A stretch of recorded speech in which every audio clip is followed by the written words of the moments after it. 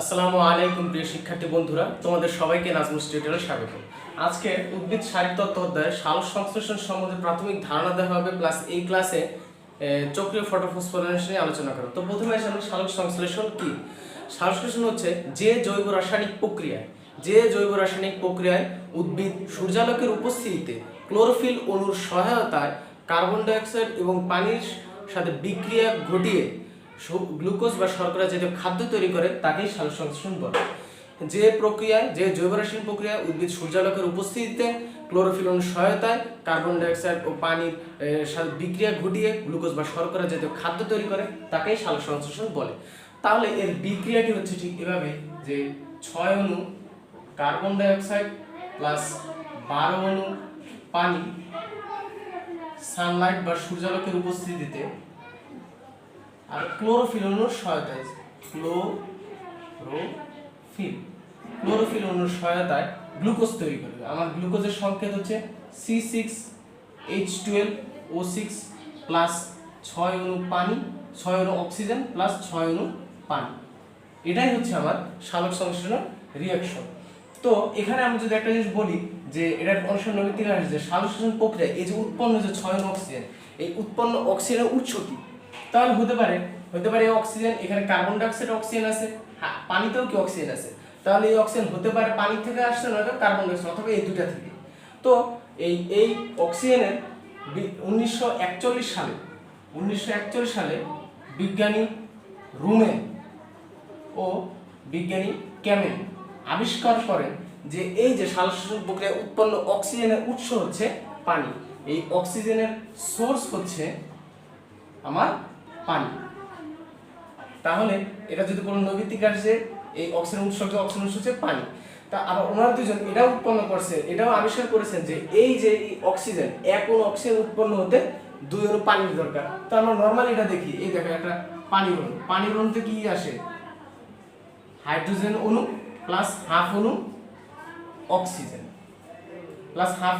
Oxygen বা এখানে দেখেন প্রায় হাফ অণু অক্সিজেন দিয়ে শুধু একটা অক্সিজেন দিলাম, তাহলে এক অণু পানির মধ্যে শুধু একটা অক্সিজেন আছে, তাহলে 2 অণু পানি দিলে আর পুরা এখানে একটা অক্সিজেন পরমাণু আছে আর অক্সিজেন অণু কি O2, তাহলে কি O2 করার জন্য কি পানি 2 অণু দরকার। তার মানে এক অণু অক্সিজেন উৎপন্ন করার জন্য 2 অণু পানি দরকার।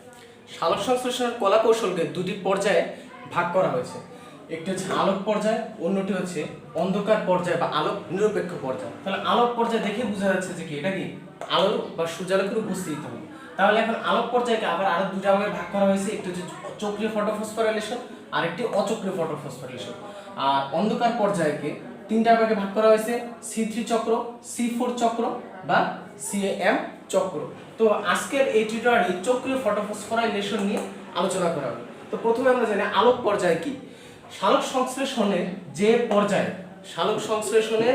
যে পর্যায়ে সূর্যালোকের উপস্থিতিতে এটিপি ও NADPH2 উৎপন্ন হয় তাকে আলোক পর্যায় বলে। এই আলোক পর্যায়ে আমার এটিপি আর NADPH2 উৎপন্ন হয়।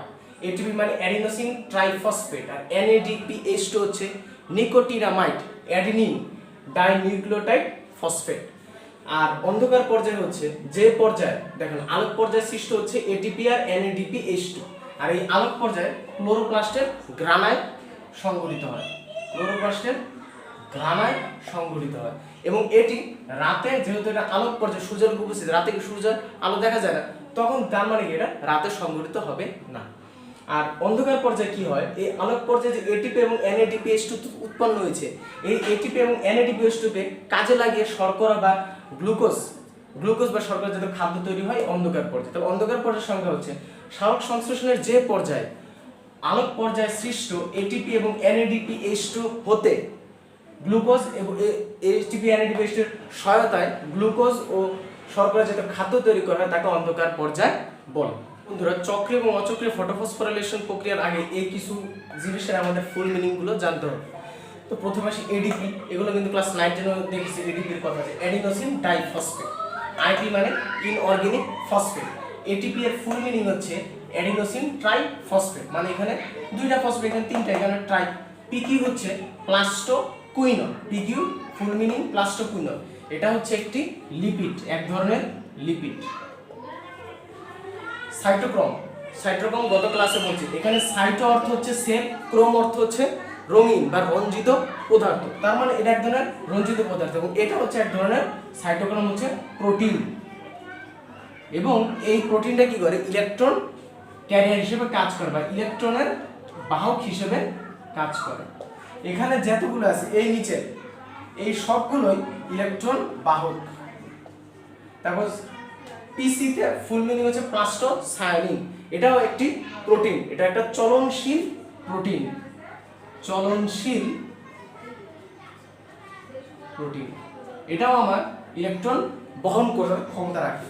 আর পিএইচ হচ্ছে প্লাস্টোফাইটিন, এটাও আমার ইলেকট্রন বহন করতে পারে। এফডির ফুল মিনিং হচ্ছে ফেরিডক্সিন, আর এফআরএস এর ফুল মিনিং হচ্ছে ফেরিডক্সিন রিডিউসিং সিস্টেম। এই পিএস এটার ফুল মিনিং হচ্ছে ফটো সিস্টেম, ফটো সিস্টেম, বা এটার আরো একটা নাম আছে পিগমেন্ট সিস্টেম, পিগমেন্ট সিস্টেম। এই ফটো সিস্টেম মানে পিগমেন্ট মানে এটা রঞ্জিত, এবং এটাও ইলেকট্রন বহন করার ক্ষমতা রাখে। এই ফটো সিস্টেম হচ্ছে যে তন্ত্র বা যে সিস্টেম ক্লোরোফিল অণু, ক্যারোটিন, জ্যান্থোফিন এইসব ধারণ করে তাকে ফটো সিস্টেম বা পিগমেন্ট সিস্টেম বলে। এটা দু ধরনের ফটো সিস্টেম বিদ্যমান, একটা হচ্ছে আমার ফটো সিস্টেম 1 আর একটা হচ্ছে ফটো সিস্টেম 2। এই ফটো সিস্টেম 1 কি করে, যখন 700 ন্যানোমিটার তরঙ্গ দৈর্ঘ্যের আলোক রশ্মি যখন এই ফটো সিস্টেম 1 প্রবলভাবে শোষণ করতে পারে, আর ফটো সিস্টেম 2 680 ন্যানোমিটার তরঙ্গ দৈর্ঘ্যের আলোক রশ্মি প্রবলভাবে, অত্যন্ত প্রবলভাবে শোষণ করতে পারে। এই কারণে এই ফটো সিস্টেম 1 এর যে বিক্রিয়া কেন্দ্র বা রিঅ্যাকশনের যে অ্যাক্টিভের স্থান, সেই বিক্রিয়া কেন্দ্রকে বলে P700। আর যেহেতু এটা ফটো সিস্টেম 2 680 ন্যানোমিটার তরঙ্গ দৈর্ঘ্যে সবচেয়ে বেশি প্রবলভাবে শোষণ করে, এই কারণে এর বিক্রিয়া কেন্দ্র বলা হয় P680। মানে P680 তে গেলে এটা অ্যাক্টিভেট হয়, তখন এই ফটো সিস্টেম থেকে কি হয়, ইলেকট্রন নির্গত হয় বা ইলেকট্রন উত্তেজিত হয়ে নির্গত হতে শুরু করে। চক্রীয় ফটোফসফোরাইলেশন, প্রিয় শিক্ষার্থী বন্ধুরা, সৃজনশীলের জন্য চক্রীয় ফটোফসফোরাইলেশন, অচক্রীয় ফটোফসফোরাইলেশন এগুলো খুব ইম্পর্টেন্ট। তারপর C3 চক্র, C4 চক্র, এগুলো খুব, এগুলো থেকে সবসময় নৈবিত্তিক আছে, যখন তুমি টেস্ট পেপার খুলবে তখন দেখতে পাবে। তো আসি চক্রীয় ফটোফসফোরাইলেশন। চক্রীয় ফটোফসফোরাইলেশন, আগে জানি ফটোফসফোরাইলেশন কি। মূলত আমরা কি জানি, এডিপি, অ্যাডিনোসিন ডাইফসফেট, এটার সাথে যখন একটা ইনঅর্গানিক ফসফেট যুক্ত হয় তখন তৈরি হয় এটিপি বা অ্যাডিনোসিন ট্রাইফসফেট। এখানে ছিল ডাই, আরেকটা ফসফেট যুক্ত হয়েছে, তার মানে ফসফেট আমার কয়টা, 3টা, এই কারণে এটার ফুল অ্যাডিনোসিন ট্রাইফসফেট। এই এটিপি তৈরির যে প্রক্রিয়া, এই প্রক্রিয়াটার নাম, এই প্রক্রিয়াটাকে আমরা বলি ফটোফসফোরাইলেশন। তাহলে যে প্রক্রিয়ার মাধ্যমে উদ্ভিদ এডিপি এবং ইনঅর্গানিক ফসফেটকে যুক্ত করে এটিপি তৈরি করে তাকে ফটোফসফোরাইলেশন বলে। এটা হচ্ছে ফটোফসফোর। আর এখন চক্রীয় ফটোফসফোরাইলেশন, চক্র কি, সাপোজ কোন একটা বস্তু বা কোন একটা বিন্দু এখান থেকে যাত্রা শুরু করছে, সে বিভিন্ন চক্রাকারে ঘুরে এসে যদি আবার সে আগের বিন্দুতে আসে, এটা হচ্ছে চক্রীয়, মানে সে একটা ফুল চক্র কমপ্লিট করছে, সে এখান থেকে এসে ভাবে একটা চক্র কমপ্লিট করলো, এখানে এসে ঘুরলো, ঘুরে এসে আবার সে, মানে সে যেখান থেকে তার উৎপত্তি হয়েছে তার শেষ কি আবার ওইখানে আসা যদি হয়, তাহলে কি একটা চক্র সম্পন্ন হয়। তো শিক্ষার্থী বন্ধুরা, চক্রীয় ফটোফসফোরাইলেশনের জন্য আমি যে ফিগারটা আঁকাবো, এই ফিগারটাই তোমরা পরীক্ষা আঁকাবা, এবং খুবই সহজ এটা। এবং এর যে একটা হ্যান্ড নোট, সেটা আমি আমার নাজমুল টিউটোরিয়াল ফেসবুক পেজে এটা হ্যান্ড নোটটা আমি পোস্ট করবো। এখন এটা কিভাবে আঁকাবো সেটা দেখো। প্রথমে এরকম একটা ছোট একটা ঘর করো, এই ঘরে আছে আমার ফটো সিস্টেম 1, আর নিচে লেখো P700। পরে এখান থেকে এখানে নিয়ে আসলাম, এখানে একটা জিনিস আঁকায়, দেখো FRS oblique FD oblique A bracket দিয়ে FES গেল। এরপরে একটু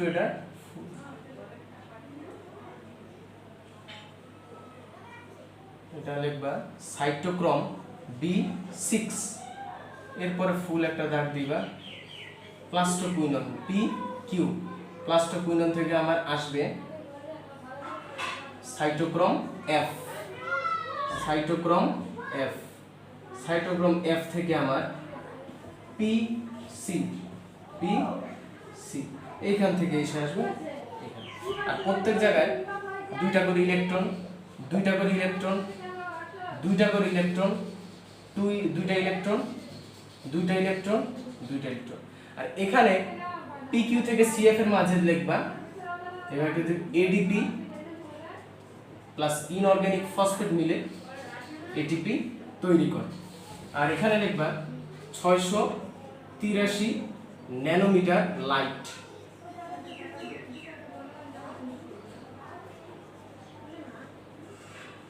ফিগার চক্রীয় ফটোফসফোরাইলেশন, চক্রীয় ফটোফসফোরাইলেশন। তো এটার বিবরণ কিভাবে হবে? প্রথমে চক্রীয় ফটোফসফোরাইলেশন কি? যে ফটোফসফোরাইলেশন মানে এটিপি তৈরি হবে, চক্রীয় মানে যেখান থেকে সে উৎপন্ন হবে আবার ঘুরে ফিরে সেখানেই আসবে।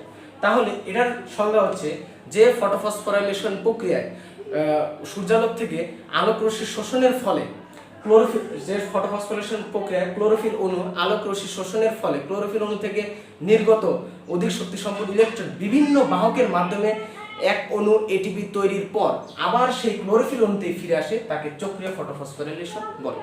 যে ফটোফসফোরাইলেশন প্রক্রিয়া ক্লোরোফিল অণু আলোক রশ্মি শোষণের ফলে ক্লোরোফিল অণু থেকে নির্গত ইলেকট্রন বিভিন্ন বাহকের মাধ্যমে পরিবাহিত হয়ে এক অণু এটিপি তৈরির পর সেই ইলেকট্রন পুনরায় ক্লোরোফিল অণুতে ফিরে আসে, তাকে চক্রীয় ফটোফসফোরাইলেশন বলে।